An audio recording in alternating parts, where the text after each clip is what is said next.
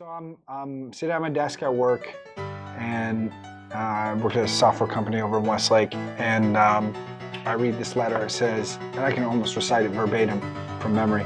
Hi Alex, I've been keeping up with your blog.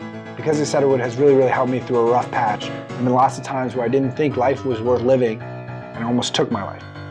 Almost. I'm getting stronger every day, and a lot of that strength comes from a few promise cards I've written. I have lots of people who care about me. I'm a very lucky person. It took a lot for me to realize that I should be alive. I do have a purpose. I'm not sure if I would even be around if it wasn't for you and your organization, Mr. Sheen. So, thanks. I know I'm supposed to write this on a card, but I want to promise you I will not give up. Well, I asked him for a meeting with my boss.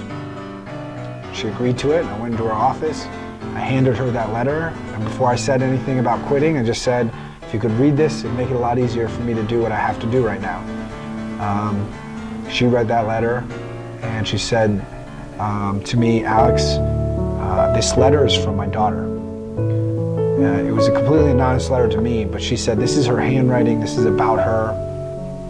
And that envelope you're holding, those are the kind of envelopes on my kitchen counter. And just by a complete chance, the letter that I decided to quit my job with was my boss's daughter's writing. And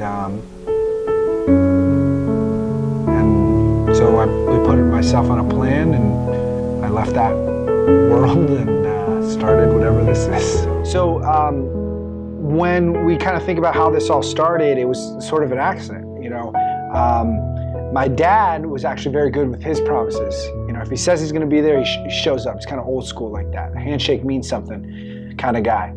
And so he was that way, and unfortunately he was diagnosed with stage 4 small cell lung cancer, and he died on September 4th of 2012. When we look at the primary purpose of this nonprofit, I think we have to look at the purpose of promises in general. A lot of people make promises, but not many people actually keep them. And that has a huge impact to society. We think about people promising to graduate, to lose weight, to quit smoking. And so when I look at the purpose of what Because I Said I Would is on this earth to do, it's to help people keep their promises, to stay on that positive path, but also as an organization, ourselves to keep promises to help others in need. You know, at first when I thought of this thing, it was really just to honor my dad, right? You know, it's a sad thought, but imagine losing someone that you love. You're just trying to do your best on that day to get your family, his friends, you know, get people through the moment with a thought.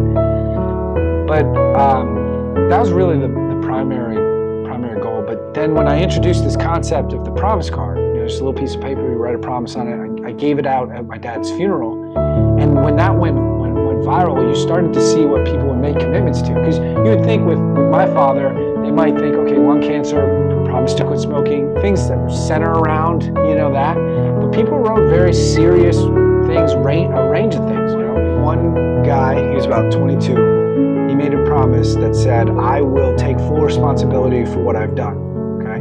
Now, on the surface, what does that mean? You know, maybe it's interesting, maybe it's not by just those words. But that man had actually killed somebody.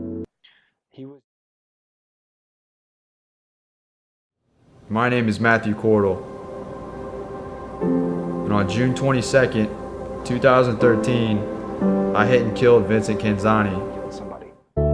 He was in a drunk driving accident. He had been drinking. He got into his truck. He went the wrong way down the highway, and he killed a man on accident, of course. But even accident is a loose word because he didn't accidentally get in that car. But while he was a free man, he wrote, "I'll take full responsibility for what I've done," and he did that, and he's in prison now. So, you know, it started with this thought of a card, which, if you really reflect on it, almost seems like an art project. That doesn't seem like a non-profit.